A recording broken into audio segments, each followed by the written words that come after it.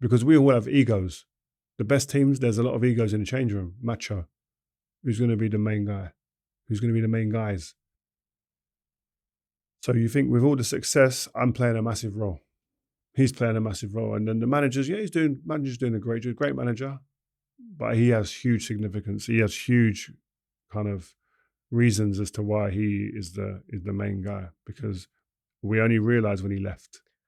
And he left, and as you can see, what's happened since he's left, the ship isn't as steady anymore, doesn't know exactly where it's going. You need a leader to direct you, and he was the guy. Studying his mind and his thoughts has been my MBA. We run 4 businesses back in India. Every single team meeting that I have with my team, I'm trying to channelize Sir Alex Ferguson. I'm trying to channelize Rio Ferdinand, Vidic, trying to give the most to my team and be intense, keep that fire alive. And you know how they say that when you're a boy and you watch football for the first time, you're drawn to a football club and you don't know why you're drawn to that football club, but you just choose it. At least for the Manchester United fans back home in India, I've always noticed that the Manchester United fans are the guys who are intense. And that's what we were drawn to as kids. I think that people know a lot about Sir Alex's mind, but this thing you said about keeping that competitive energy alive within the locker room, I think on some level, he obviously would have noticed it, because his key lesson in leadership is observe. That's the first lesson he writes about. He says that he was the best observer in any room. That's what let him be Sir Alex Ferguson. So I'm sure he knew these things and he was egging you guys on. He probably encouraged it in some ways. But also it's about recruitment. He's recruiting guys he knows can add to the culture like that, and it would embed themselves in that culture. Like recruitment is a huge thing. You have to understand people before they sign. Like I met him before I signed, but that meeting could have gone one way or the other, depending on the way that we interacted. So he's probably a good reader of people as well, understanding what culture he has and what ingredient they can bring. But I think one of his best traits, I think, yeah, great observing, obviously, but one of his best traits is that delegation and allowing other people to lead in certain areas. Like in our changing room, I don't know if you've ever heard this, but in our changing room at the training ground, we're there more than anywhere else. We're training every day at the training ground.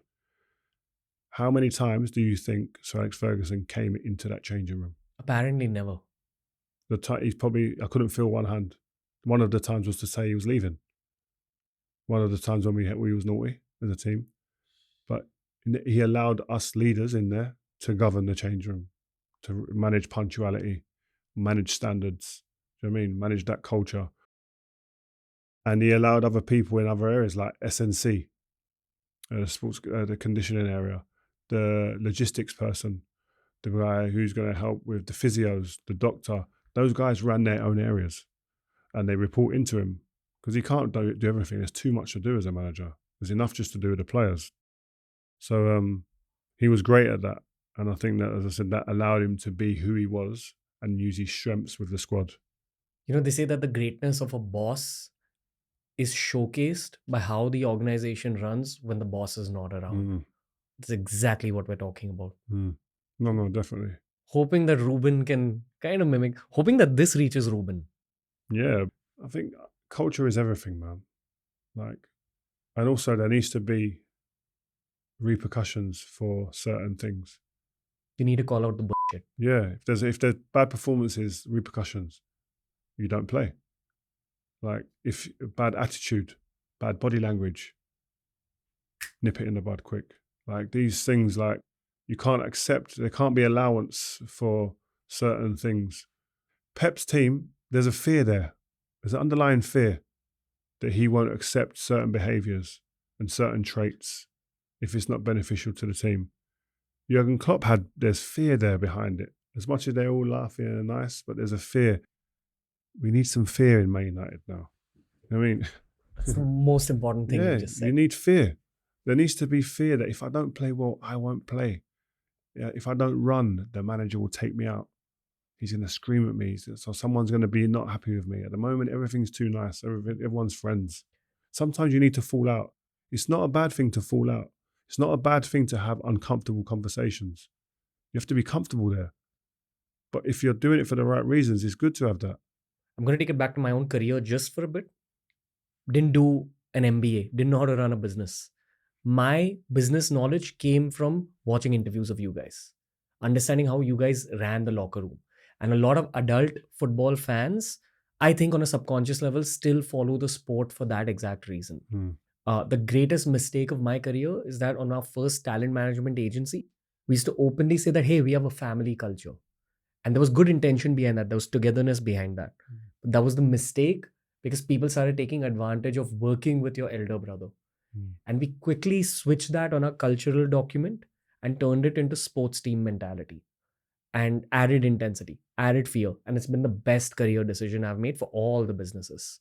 I think that what you're talking about, this element of fear, this is at the DNA of any great team.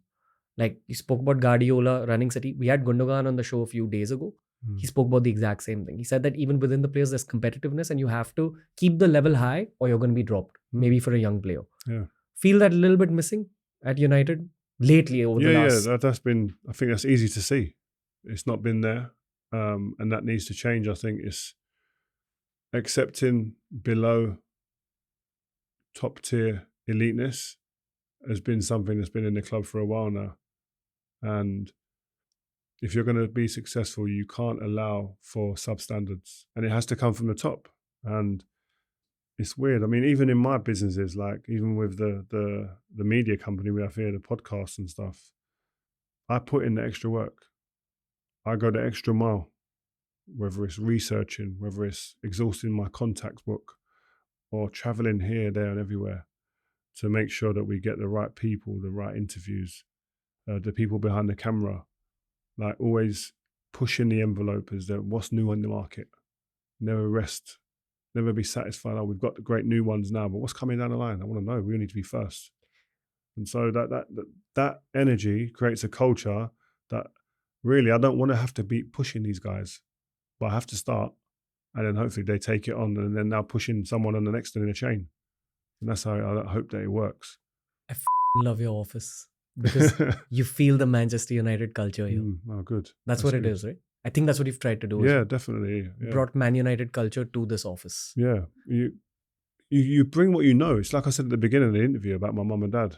I work hard because I saw what hard work looked like. So I know what hard work looks like. My mum and dad work bloody hard. And so these guys who I'm working with need to see what hard work looks like. So they can't take shortcuts. I don't take shortcuts. I'm at the top. So you shouldn't be doing it. And that's how I was with Sir Alex Ferguson. I used to get into the training ground and try and be first in sometimes. His car was always there. He's in first, last out.